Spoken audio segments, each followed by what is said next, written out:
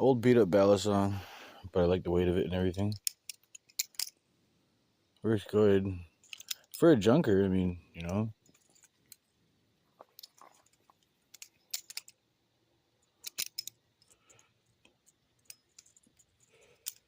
Sinister roll. Then I got this one though. This is actually kind of hard to get used to. It's so little. I'm used to a bit of weight, you know. So